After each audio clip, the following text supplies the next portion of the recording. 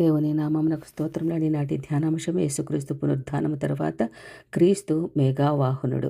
పద్య రచన సరళ భాషలో 44 పద్యం అండి. కీర్తనల గ్రంథం 104 అధ్యాయం 3వ వచనము, దానియేలు గ్రంథం 7వ అధ్యాయం 13వ వచనం అండి.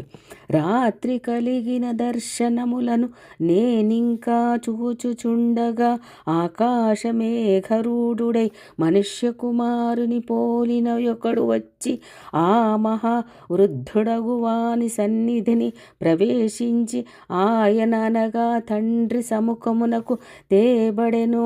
ప్రవక్త అయిన దానియేలు తన దర్శనమందు లోకాంతమునందు జరగబోవు తీర్పు సమయమున యేసుక్రీస్తు మేఘములను తనకు వాహనములుగా చేసుకొని గాలి రెక్కల మీద ఆయన గమనము చేయుచున్నాడు. క్రీస్తు మేఘావాహనుడే తండ్రి అయిన యెహోవా యొద్దకు తేబడుటను చూచియున్నాడు.